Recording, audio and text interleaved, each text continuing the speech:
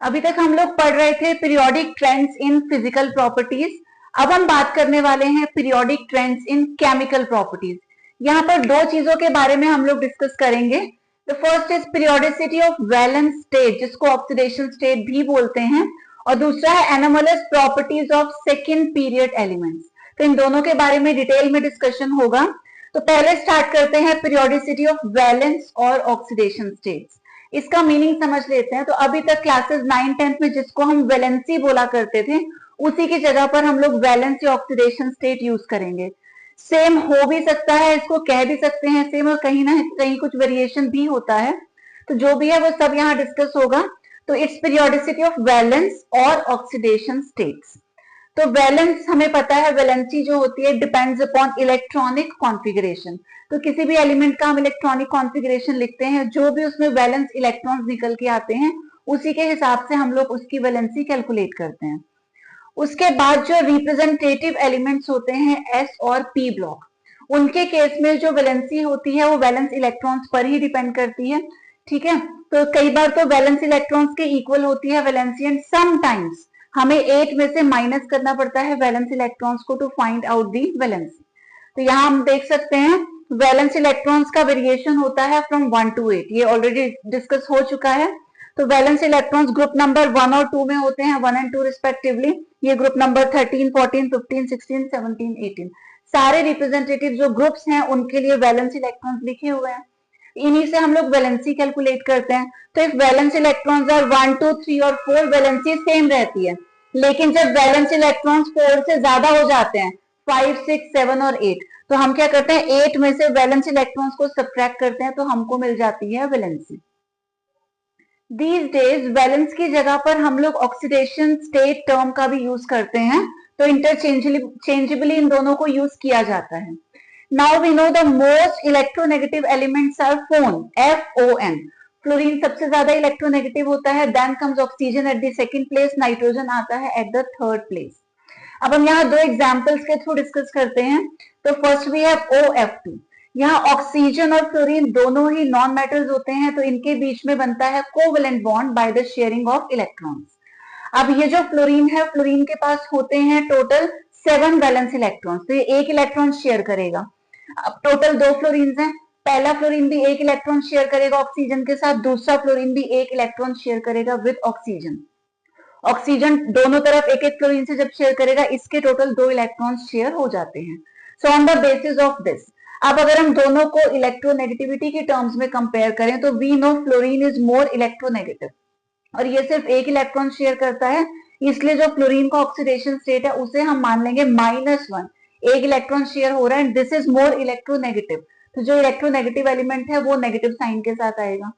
तो कॉन्सिक्वेंटली क्या होगा, जब हम ऑक्सीजन का ऑक्सीडेशन स्टेट निकालेंगे इसको पॉजिटिव मानेंगे, क्योंकि ऐसा तो है नहीं एक कंपाउंड में दोनों ही एलिमेंट्स इलेक्ट्रोनेगेटिव हो जाएंगे।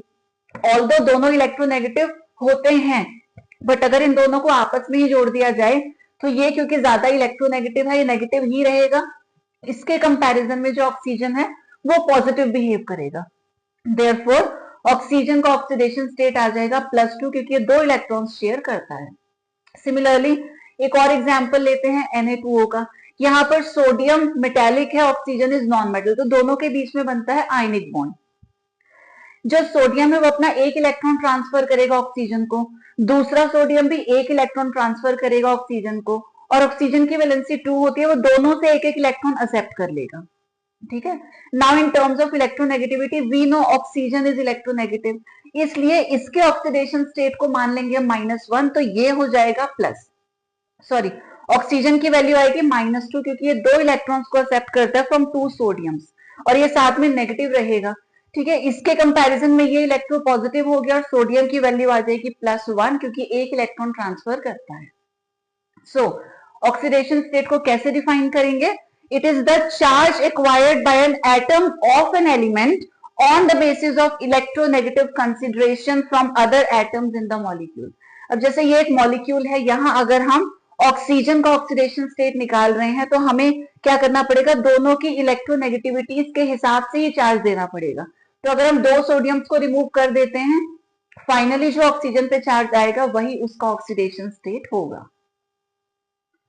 अब हम डिस्कस करने वाले हैं हाइड्राइड्स और ऑक्साइड्स के केस में periodic trends in valence of elements. तो यहाँ पर ग्रुप नंबर है 1, 2, 13, 14, 15, 16, 17। तो ये एस ब्लॉक और पी ब्लॉक हमने ले रखा है। हेलोजेंस को, सॉरी, नोबल गैसेस को कंसिडर नहीं किया because we know they do not react. तो बाकी सारे ग्रुप्स हमने ले रखे हैं रिप्रेजेंटेटिव एलिमेंट्स के। यहाँ हमारे पास formula of hydride and formula of oxide. तो इनके बेसिस पे हम लोग समझ पाएंगे किस तरीके से वैलेंस चेंज होता है इन वेरियस ग्रुप्स। तो पहले ग्रुप नंबर 1 की बात करते हैं। वी नो ग्रुप नंबर 1 में वैलेंसी होती है 1, तो एक ही बॉन्ड बनेगा। तो ये ग्रुप 1 के एलिमेंट्स है लिथियम, सोडियम, पोटेशियम। अब हाइड्राइड का मतलब है इनकी रिएक्शन होगी हाइड्रोजन के साथ। हाइड्रोजन की वैलेंसी भी 1 होती है और ये सारे तो हैं ही फर्स्ट ग्रुप के elements, their valency is also 1। तो सिंपली इस तरीके से कंबाइन हो जाएंगे वेयर 1:1 इनका रेशियो रहेगा। जब हम सेकेंड ग्रुप पे जाते हैं तो सेकेंड ग्रुप का एक एलिमेंट हमने लिया कैल्शियम। वी नो कैल्शियम की वैलेंसी होती है 2 और हाइड्रोजन के साथ वो कंबाइन करेगा टू फॉर्म हाइड्राइड। हाइड्रोजन की वैलेंसी होती है 1। वैलेंसीज को हम क्रॉस मल्टीप्लाई कर देते हैं to write down the formula. तो कैल्शियम की वैलेंसी 2, हाइड्रोजन की वैलेंसी हो गई 1। तो यहाँ पे वैलेंस वाज 1, यहाँ हो गया वैलेंस 2। अब 13th ग्रुप में वैलेंस 3 होना चाहिए। तो लेट्स सी AlH3। तो देखो एल्यूमिनियम की वैलेंसी 3 है, इसे भी अगर सिंप्लीफाई करें तो ये निकल के आएगा BH3। तो अगेन बोरोन की जो वैलेंसी है वो 3 ही आएगी, बट ये B2H6 की फॉर्म में एग्जिस्ट करता है, तो फॉर्म इसका अलग है, अदरवाइज ये भी BH3 ही है। अब ऐसे ग्रुप नंबर 14 पे मूव करेंगे तो सारे एलिमेंट्स का जो वैलेंस है वो 4 होगा, इसलिए हाइड्रोजन के साथ वो 4 बॉन्ड्स बनाएंगे। तो CH4, SiH4, GeH4 as per their valency. Now moving to group number 5, valence electron. Group number 15, valence electrons 5 होंगे लेकिन जो वैलेंसी है वो 3 हो जाती है, तो 3 बॉन्ड्स बनेंगे। तो यू कैन सी ये सारे 15th ग्रुप के एलिमेंट्स हैं। जब ये हाइड्रोजन से बॉन्डिंग कर रहे हैं तो सबने 3 ही बॉन्ड्स बनाए हैं। सिमिलरली नेक्स्ट जो ग्रुप है 16 में 6 वैलेंस इलेक्ट्रॉन्स होते हैं लेकिन वैलेंसी हो जाएगी 2। तो जब ये 16th ग्रुप के एलिमेंट्स हाइड्रोजन से रिएक्ट करेंगे तो 2 ही बॉन्ड्स बन रहे हैं। तो you can see H2O, H2S, H2SC and so on. और जो लास्ट हमारा 17th ग्रुप है, यहाँ पर 17th ग्रुप में वैलेंसी होती है 1, हाइड्रोजन की भी वैलेंसी होती है 1। तो जब ये 17th ग्रुप वाले हाइड्रोजन से कंबाइन करते हैं दिस वे, तो ये सिंपल 1:1 में आ जाते हैं बिकॉज दोनों की वैलेंसी होती है 1। Similarly in case of oxides, अब जैसे ये हमने लिया फर्स्ट ग्रुप के एलिमेंट्स, फर्स्ट ग्रुप की बात हो रही है lithium, sodium, potassium, they are reacting with oxygen. Oxide का मतलब रिएक्शन विद ऑक्सीजन। अब ऑक्सीजन का वैलेंस तो 2 होता है लेकिन ये फर्स्ट ग्रुप वालों की वैलेंसी होती है 1, तो इनका 1 इधर आ गया, ऑक्सीजन का जो 2 है वो इधर आ गया बिकॉज क्रॉस मल्टीप्लाई करना, तो इस तरीके की ऑक्साइड बनेगी। आगे जाते हैं सेकंड ग्रुप में, तो वैलेंस हो जाएगा 2।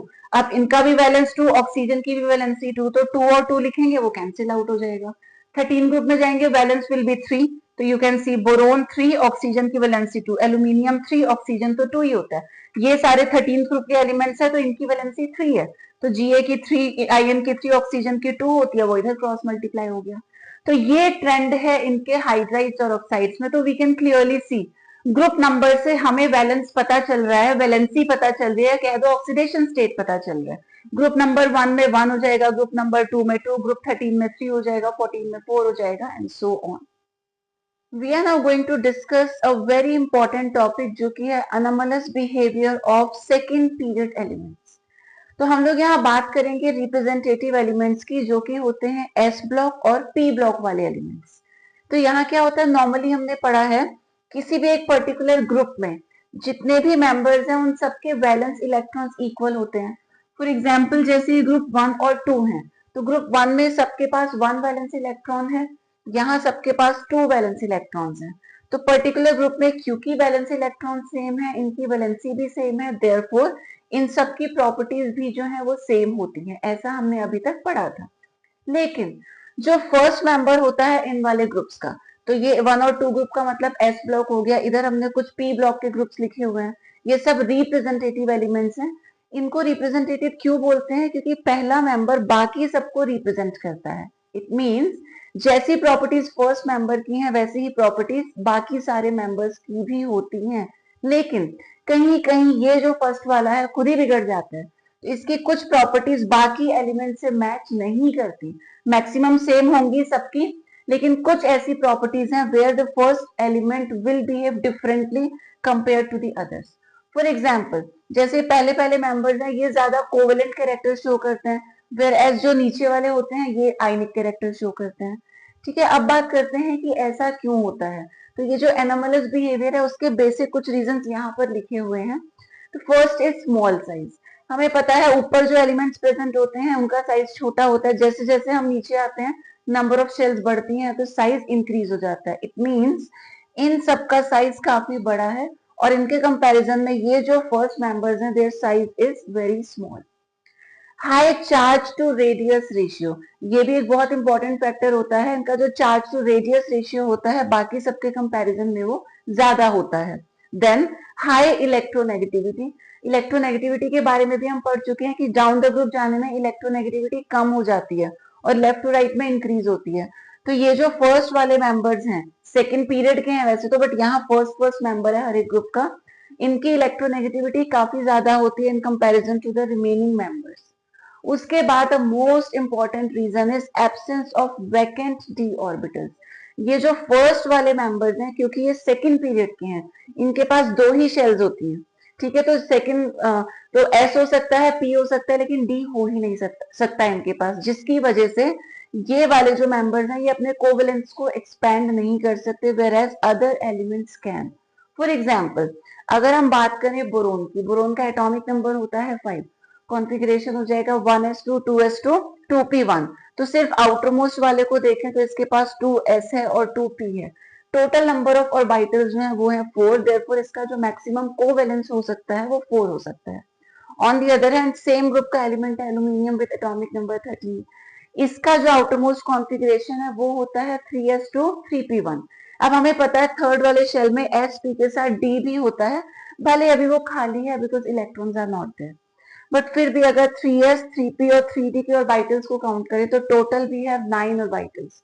तो यहाँ सिर्फ 4 ऑर्बिटल्स हैं, ये 4 से ज्यादा अपनी वैलेंसी को बढ़ा नहीं सकते कोवेलेंस को, बट यहाँ क्योंकि एडिशनल d ऑर्बिटल्स हैं जिसकी वजह से ये अपने कोवेलेंस को एक्सपैंड कर सकते हैं। अब इसका मतलब क्या हुआ, क्योंकि बोरोन के पास 4 ही ऑर्बिटल्स हैं आउटर मोस्ट वाले तो ये अपने मैक्सिमम 4 बॉन्ड्स फॉर्म कर सकता है like in BF4 negative, whereas aluminium के पास ये 4 से ज्यादा ऑर्बिटल्स भी हैं तो वो 4 से ज्यादा बॉन्ड फॉर्म कर सकता है like in case of AlF6 3 negative. तो बोरोन सिर्फ 4 बॉन्ड बना रहा है whereas aluminium is forming total 6 bond. Next अब बात करते हैं इसी से रिलेटेड एक टॉपिक की जो कि है डायगोनल रिलेशनशिप। अभी अभी हमने डिस्कस किया कि वैसे तो किसी भी ग्रुप में सारे एलिमेंट की प्रॉपर्टीज सेम होती हैं due to same number of valence electrons and valency, but first वाले जो मेंबर्स हैं वो कहीं ना कहीं कुछ प्रॉपर्टीज अलग भी शो करते हैं। ठीक है, इसके साथ वो एक काम और करते हैं, diagonally they are similar to the second member of the next group. जैसे लिथियम है, लिथियम की प्रॉपर्टीज अपने ग्रुप से अलग होंगी, अब सेम किसकी जैसी होंगी, तो lithium will be diagonally similar to magnesium अगले ग्रुप के सेकेंड मेंबर से। सिमिलरली अगर हम जैसे बेरिलियम की बात करें अपने ग्रुप से तो अलग है इसकी कुछ प्रॉपर्टीज, बट वो प्रॉपर्टीज नेक्स्ट वाले ग्रुप के सेकेंड मेंबर के जैसी होंगी, तो डायगोनली ये सिमिलर है, इसी को बोलते हैं diagonal relationship. First member of a group has properties similar to the second member of the next group, तो डायगोनली अगले ग्रुप से उनकी प्रॉपर्टीज मैच कर जाती हैं, नोन एज डायगोनल रिलेशनशिप। अब बात करते हैं इसके रीजन की। तो हमें ऐसा पता है साइज का वेरिएशन क्या होता है, लेफ्ट टू राइट जाने में साइज हमेशा डिक्रीज होता है और टॉप टू बॉटम जाने में साइज ऑलवेज इंक्रीजेस। तो ऐसा मान लेते हैं फॉर एग्जांपल जो लिथियम का साइज है वो 10 है, सपोज हम यहाँ से बेरिलियम तक गए तो लेफ्ट टू राइट जाने में साइज डिक्रीज होगा, सपोज 1 यूनिट का डिक्रीज है तो ये कितना आ जाएगा 9। अब हम टॉप टू बॉटम जाएंगे, अगेन मान लेते हैं 1 यूनिट का इंक्रीमेंट होगा यहाँ पर, तो 9 के बाद इसका साइज कितना निकल के आ गया 10, ये भी 10 था डायगोनली इसका साइज भी लगभग 10 आ गया। तो क्योंकि इन दोनों के साइजेस आर नियरली सेम उसकी वजह से इनकी प्रॉपर्टीज भी सेम हो जाती हैं। ऐसे ही जो बेरिलियम का साइज है वो एल्यूमिनियम के साइज से मैच करेगा, that is why some of the properties are similar, known as diagonal relationship. Lastly हम लोग बात करेंगे periodic trends in chemical reactivity. See अभी तक हम पढ़ चुके हैं जितनी भी फिजिकल एंड केमिकल प्रॉपर्टीज होती हैं या जो पीरियोडिसिटी होती है that is directly related to electronic configuration. ठीक है, उसी हिसाब से हमने पढ़ा है लेफ्ट टू राइट जाने में जो एटॉमिक रेडियस है वो डिक्रीज हो जाती है, किसी भी एलिमेंट का साइज डिक्रीज हो जाता है। अब जब साइज डिक्रीज होता है तो ionisation enthalpy increases whereas electron gain enthalpy becomes more negative. अब पीरियोडिक टेबल जो होता है, ऑन द एक्सट्रीम लेफ्ट हमारे पास होते हैं ज्यादातर metals, whereas on the right side जहां पी ब्लॉक है हमारे पास होते हैं non metals. Metals have tendency to lose electrons, electron lose करने का मतलब यह dealing with their ionisation enthalpy, ठीक। whereas जो नॉन मेटल्स होते हैं they have tendency to gain electron, तो यहाँ पे इलेक्ट्रॉन गेन एंथैल्पी की बात होती है। अब मेटल्स के केस में जो आयोनाइजेशन एंथैल्पी है वो लेफ्ट टू राइट जाने में इंक्रीज हो रही है, यानी कि इधर के जो मेटल्स हैं इनकी आयोनाइजेशन एंथैल्पी काफी लो है। इसका मतलब हमें बहुत कम एनर्जी देनी पड़ेगी और ये बहुत इजीली अपने इलेक्ट्रॉन्स को लूज कर देंगे। तो जब ये इलेक्ट्रॉन जल्दी लूज करेंगे यानी कि ये ज्यादा रिएक्टिव हैं, तो जो मेटल्स होते हैं वो लेफ्ट साइड वाले ज्यादा रिएक्टिव होते हैं और राइट की तरफ जाते हैं तो इनकी रिएक्टिविटी कम हो जाती है। या हम ऐसा कहते हैं कि इधर वाले जो मेटल्स हैं they have more metallic character, और जैसे जैसे हम राइट की साइड जाएंगे the metallic character decreases. Similarly अब जो राइट में हमारे पास नॉन मेटल्स हैं वो इलेक्ट्रॉन को गेन करते हैं, और वो भी किस पे डिपेंड करता है, साइज से ही रिलेटेड होता है। तो लेफ्ट टू राइट जाने में साइज डिक्रीज होता है, पहले एटम बड़ा होगा फिर छोटा होगा और छोटा, और बिल्कुल जो एक्सट्रीम राइट में हेलोजन्स हैं उनका साइज बहुत ही छोटा हो जाएगा। छोटा साइज होने की वजह से वो बहुत जल्दी इलेक्ट्रॉन को अट्रैक्ट करेंगे, और जितना ज्यादा अट्रैक्शन होगा उतनी ही ज्यादा वो एनर्जी को रिलीज करते हैं which is known as electron gain enthalpy. तो यानी कि जितना हम एक्सट्रीम राइट की तरफ जाएंगे नॉन मेटल्स उतना इजिली इलेक्ट्रॉन लेंगे, उतनी ज्यादा एनर्जी देंगे। तो ये एक्सट्रीम राइट वाले भी बहुत ज्यादा रिएक्टिव होते हैं, विच मीन्स बिल्कुल एक्सट्रीम लेफ्ट पे और बिल्कुल extreme right of the periodic table पे जो एलिमेंट्स की रिएक्टिविटी है वो सबसे ज्यादा होती है। Although the reasons are different, क्योंकि इधर मेटल्स हैं वो अलग तरीके से रिएक्ट करते हैं, यहाँ नॉन मेटल्स हैं वो अलग तरीके से रिएक्ट करते हैं, ठीक है। ये इलेक्ट्रॉन लूज करते हैं, ये इलेक्ट्रॉन गेन करते हैं, यहाँ आयोनाइजेशन एंथैल्पी, यहाँ इलेक्ट्रॉन गेन एंथैल्पी। बट एक समरी हम क्या निकाल सकते हैं कि एक्सट्रीम्स वाले जो एलिमेंट्स हैं, मेटल्स हो या नॉन मेटल्स हो, उनकी रिएक्टिविटी ज्यादा है, विच मीन्स कि सेंटर में मिडिल में जो एलिमेंट्स आते हैं कंपैरेटिवली उनकी रिएक्टिविटी कम होती है। अब ये जो मेटल्स हैं they always form basic oxide, ठीक। अब कोई एक मेटल का एग्जांपल लेते हैं, सपोज Na है, इसकी रिएक्शन हमने ऑक्सीजन के साथ करवाई तो ये एक ऑक्साइड बना देगा Na2O। अब ये जो ऑक्साइड होता है this is basic in nature, कैसे पता चलेगा, इसको वाटर में डिसॉल्व करेंगे तो this is going to produce NaOH which is a base. तो इनकी जो ऑक्साइड्स होती हैं they are basic in nature. Similarly अब जो नॉन मेटल्स हैं राइट हैंड साइड में their oxides are always acidic in nature.